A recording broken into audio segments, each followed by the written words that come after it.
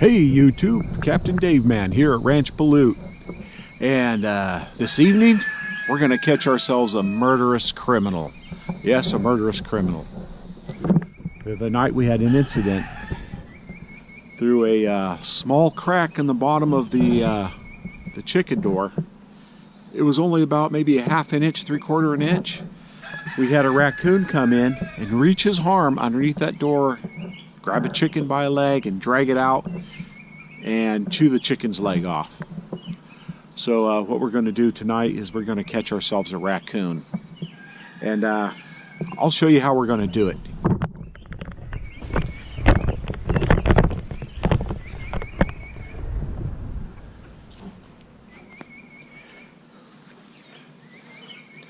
Probably a lot of you are already familiar with this, but this is what you call a live trap. It's a humane way to catch and trap and kill animals. No, we're not going to kill it. I'm just joking now.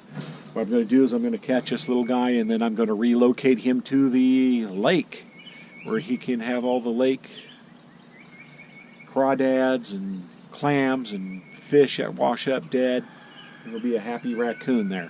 Not here at Ranch Balut, because I don't raise chickens for raccoons. But for those of you that haven't seen a live trap before, let me introduce it to you. Some of them call it a cage trap or a box trap, various other things, but it's a live trap. Very simple. Unlike some of the jaw traps that you may see on TV and stuff that, you know, snap the animal's paws off or your fingers. This will catch the little guy alive and well. And I'll show you the way it works.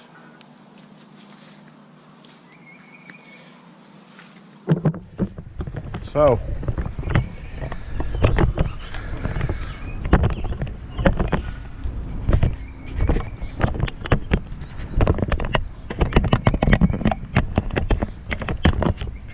let me adjust this a little bit.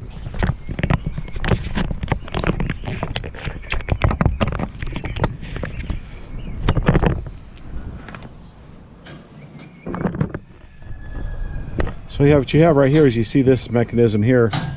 When the door shuts, this locks that into place. So what you do is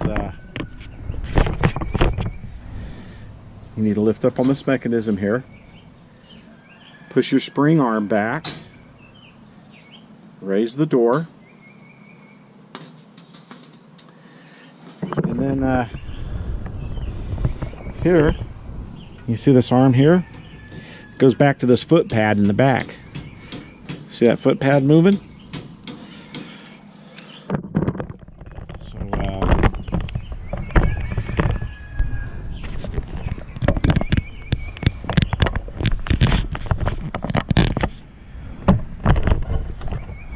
right here you have that little arm, and it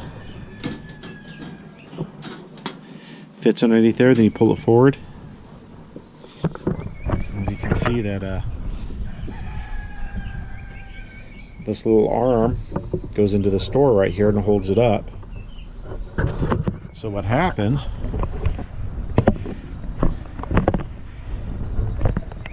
is the little guy, he crawls in here because you're going to put your bait back in here in front of the foot pad. And when he comes in here and he steps on this, the door springs shut. Enters this mechanism here which locks it, so he can't push it forward, and he's trapped. So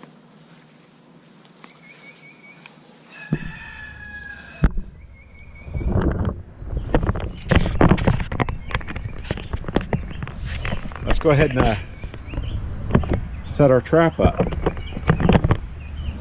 So what I like to use is some cat food. It stinks, it gets a really good smell, and it'll really pull them in. And the good thing about this trap, if you catch your cat, you catch your neighbor's cat, he's unharmed. Nothing gets harmed in this cage. So what you do, take your stinky cat food, raise your door, hold your door with your hand, place your cat food in there, take your stick, because it's quite a ways back there, push the bait.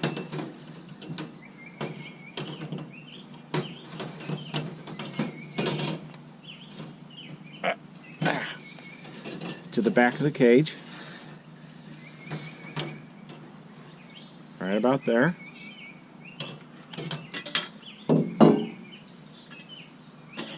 Stinks. And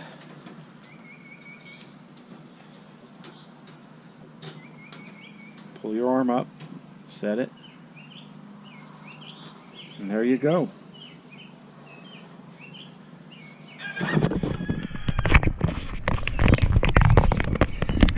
So now all there is to do now, I will go place it by the chicken coop where he reached his arm in underneath the door after the chickens go to bed, and I'll place it there, and hopefully tomorrow morning I'll have a raccoon and he'll have a new home.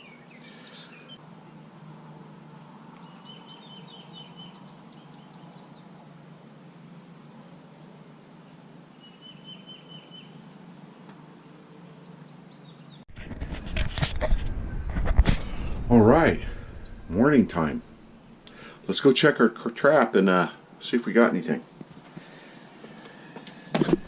He's been a regular visitor, so I'm keeping my fingers crossed. These traps usually work pretty good.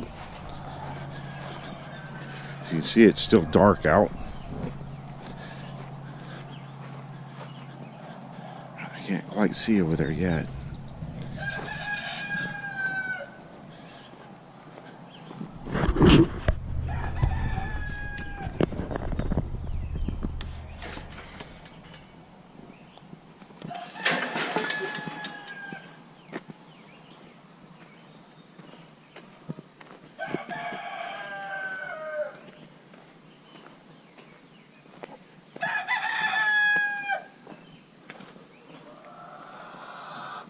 Oh, look at there.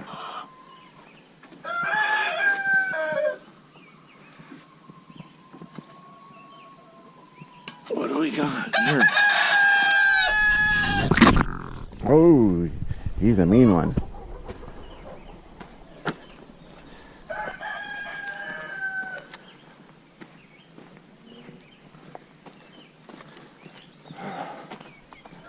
He is feisty.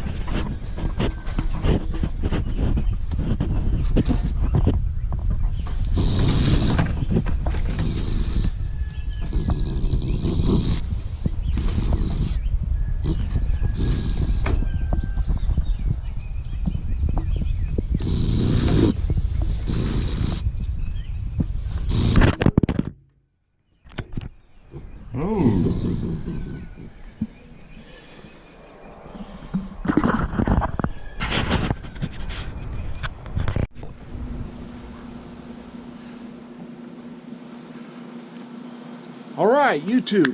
Hey, man, I had the most coolest release video for you for that raccoon. And I don't know what happened. I guess I lost it. But man, I'm telling you, this video would have went viral in a matter of hours. Man, I released that raccoon, and he scampered out of the cage and up on the stump. He turned and looked at me, and he had his little hands up. He's, you know, here's this, like he was thanking me for saving his life. I reached down, his little paw came up, touched my finger. And it was just like we're about ready to embrace with my little furry fellow earthling, and from the sky I heard something thundering. Pew! It was the biggest bald eagle I've ever seen. I stepped in front of my new little fur-ridden buddy, and I placed my arms up. And that eagle came down and landed on my arm. See the scratches? I looked into its eyes. And I was saying to it, this is my friend, my new furry. It's off the menu. Off the menu, eagle. About that time, I was just about ready to hook up with this eagle. It's a little wily fish and game officer came running out of the woods. Stop right there. Stop. Eagle flew off. Raccoon ran into the woods. I grabbed that little son of a bitch and picked him up. I slapped him from the left, then to the right, and shook him.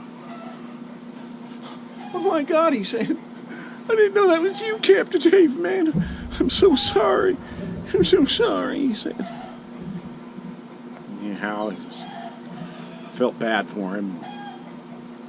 I went ahead and let the fish and game man go. And he gave me $100 to give to my favorite wildlife charity. But anyhow, man, that's all over with. I lost it.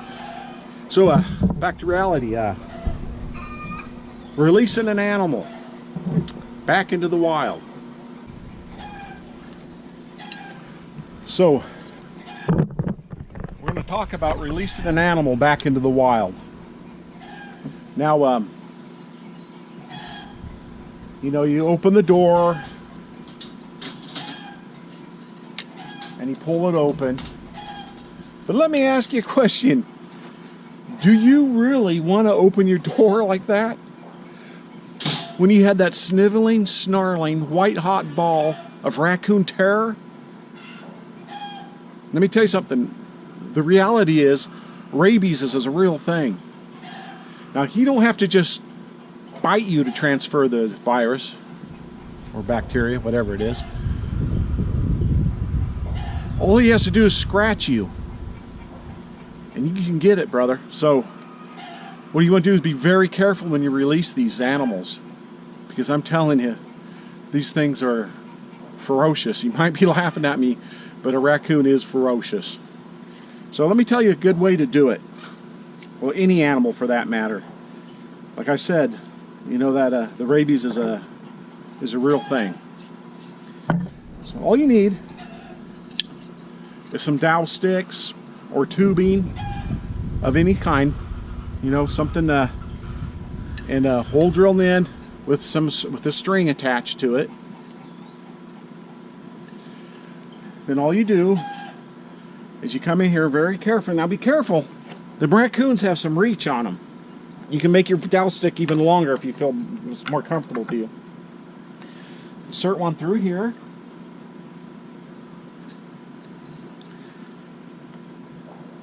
Another up here at the top. Another one here.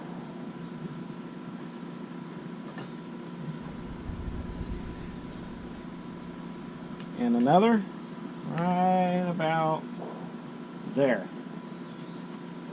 So, you see what you've done. Well, let's put this one down one more lower.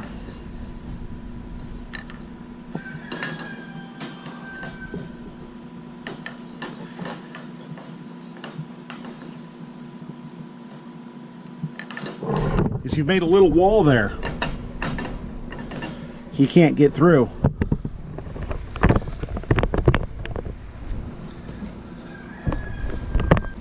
So once you've created your little wall in here, now you can safely have your hands over here without this thing eating your fingers like a candy bar. So you lift your door up, take your zip tie,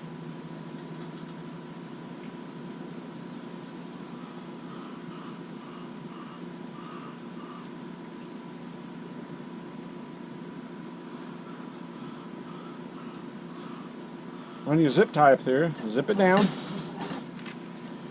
That wasn't supposed to happen like that.